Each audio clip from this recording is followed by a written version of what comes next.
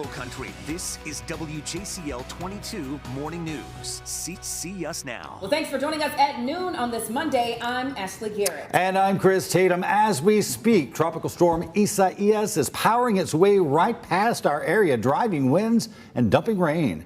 And we have team coverage of that storm. Our reporters, Emma May, Jackson Kurtz, and Daniel Wellington, all at post across Southeast Georgia and the Lowcountry. But first, kicking off our team coverage, our storm tracker meteorologist Jonathan Myers and Melissa Hall. Kicking us off this morning is meteorologist Jonathan Myers. She's standing by. And I think where Jackson was, we knew it was right at noon hour. Hear the bells ringing there in downtown Savannah. And here's Tropical Storm Isaias and the 11 o'clock advisory. It's now off to the east of Brunswick, about 90 miles now. It'll continue moving toward the east. It probably may become even a Category 1 hurricane before landfall around Myrtle Beach. That'll be later this evening. So it's going to continue to track up the coast as we go through the rest of the afternoon. And probably the biggest impacts from Myrtle Beach up into eastern parts of North Carolina. That'll be late tonight and tomorrow morning. As looking live at Tybee, look at all the white caps out there. The rain is coming down fairly heavy there out of the beachfront. High rip current risks, of course, along the coast. Temperature at Tybee 78, northeast breeze at 17. And I've been noticing some of these bands have been coming in, producing winds gusts there right at the coast around 40 miles per hour. This is the visible satellite of it. If we're using the sun, you kind of pick up the clouds there. You can see where the center of circulation is. And when you look at the visible satellite right here, it is trying to wrap around but get a little bit stronger as it moves up the coast. So would not be surprised if it did become a Category 1 hurricane before it makes landfall. But even if it's a Category 1 hurricane in the next 12 hours, still the same impacts for us than what we are seeing right now. Lots of wet weather over the coastal waters, heavy downpours, and some of these bands have been trying to work on shore, and some of them have been working on shore, mainly along and east of I-95. And we've been picking up that heavy rain from Hunting Island to over to Beaufort, also to Ridgeland there in Jasper County, and further to the south there in Beaufort County, Bluffton, and also for Hilton Head. Kind of a sloppy go and more heavy rain just off the coast there of Hilton Head. And further to the south, just like I showed you that live look there at Tybee, seeing that rain come in. And look at this, even more downpours. Those little bright red areas there, that's those spots that may produce some winds gusting around 40 once they move on shore, and continue seeing a few showers for Pooler, even back toward Pembroke and Richmond Hill. You'll have a quick little shower as well. So those are the rain that we're seeing across our area and other impacts that we're going to see the rest of the afternoon and into the early evening. For more team coverage, here is meteorologist Melissa Hall. Well, as you heard Jonathan just say, that storm, Tropical Storm Isaias, will have that potential to strengthen to a Category 1 hurricane. Now, even if he does strengthen to a Category 1, our impacts are going to be remaining the same.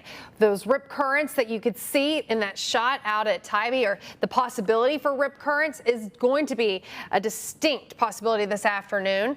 Downpours also going to be something we're going to be dealing with, especially out at the coast. You could see those outer bands that Jonathan was talking about moving on land. Well, with that, those winds picking up 30, 40 miles an hour, and we could see those a little bit stronger up in the Lowcountry later in the day. Rain totals, we've already seen close to an inch for a few folks out there, and by the end of this, we're expecting in the Lowcountry maybe even close to 2 inches in some of those pockets. And the winds, they're also going to be gusting this afternoon. Some folks 30, 40 miles an hour, and then the further north as this storm continues to track, Tropical Storm Isaias will have that potential to have those gusts in the upper 40-mile-an-hour range out in the Lowcountry. That rain and those winds, they'll be dying down through the evening. Things are going to try to dry out overnight tonight, and those winds will stay a little bit breezy. We are back to a very summer-like forecast after this, but in the meantime, we are currently tracking those rain showers outside. As you can see, things are going to be getting a little bit breezy as we continue tracking the storm and having those showers and winds pick up through the afternoon. You can head on over to our website, WJCL.com, and download the Hurricane Essential Guide, because even though if Tropical Storm Isaias does turn into a Category 1 hurricane, it won't be affecting us any more than what we've already talked about, but that doesn't mean the next storm couldn't be tracking our area. So go to our website and download the Hurricane Essential Guide. This has everything you need to know to stay safe during this season, which runs all the way through October the 1st. So just because we could potentially be out of the woods yet, or with this storm, doesn't mean we are out of the woods yet. So download that Hurricane Essential Guide today. Chris, Ashley. All right, Melissa, thank you so much.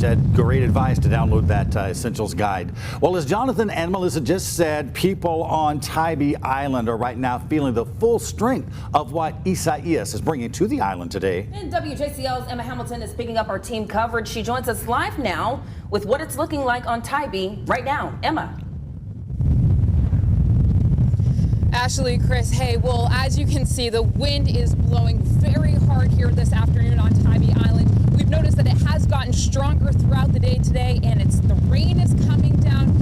Isaias is definitely making his way here to Tybee Island in southeast Georgia, so we are feeling the effects of this storm. Now, even though we're really not supposed to get hit too hard with this storm, we are seeing those strong winds, the rip currents, and of course the downpours that we've really already seen today. Many people have been out walking along the beach, and even some have been sitting on the beach watching the waves earlier this morning. Tybee Island officials closed the water to swimmers for yesterday and today, but as you can see, many people are still out there swimming and even surfing. I think it's insane that people over there are in the water. The waves are got to be knocking them down in the undertow. It's crazy. There's signs everywhere saying no swimming. I don't know why they're out there. They're thrill seekers, I guess.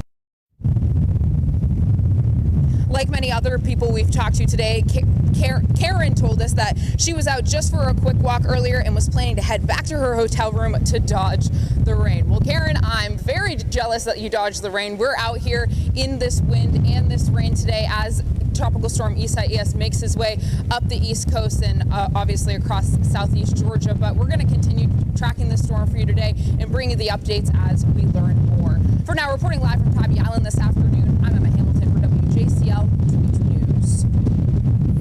We certainly appreciate your coverage. Covering the low country now, folks on Hilton Head are also starting to feel the bite of Tropical Storm Isaias. They are. Let's check in right now with WJCL's Daniel Robinson. He continues our team coverage live from Caligny Beach. Hey, Daniel.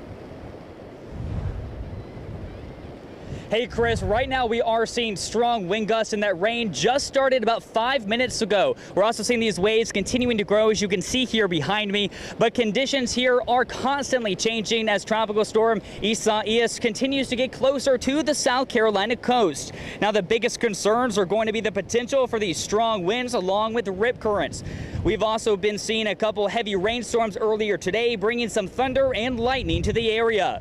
But as these small storms continue to pass, it's close to business as usual here on the beach. Even though the town of Hilton Head Island closed its public beach accesses and community parks, dozens of people are still out and trying to enjoy their time on the beaches.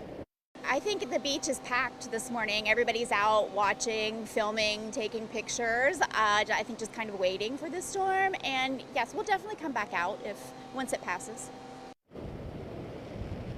Hilton Head Shore Beach Service said that while they're not setting up chairs for people today, lifeguards are still ready to help if there is an emergency situation. Now, so far today, we've been watching people try to get into the water, and lifeguards are keeping them from going any deeper than up to their ankles. Now, the worst effects from this storm are expected to be felt into the afternoon and into the early evening. Live on Caligny this afternoon, Daniel Robinson, WJCL 22 News.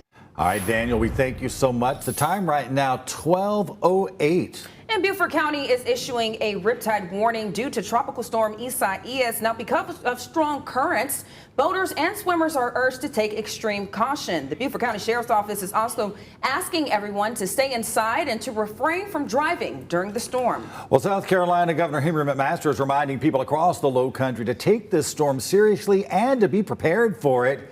He says, of course, there is no need to evacuate for this storm, but he does want people to be ready for whatever punches this storm might be packing. Time check this morning, Chris. It is 12:09, and this storm is certainly not stopping people in Savannah from going about business as usual. Well, WJCL's Jackson Kurtz picks up our team coverage right now from downtown Savannah. Jackson, apparently we're hearing more than just a wind in your shot this morning.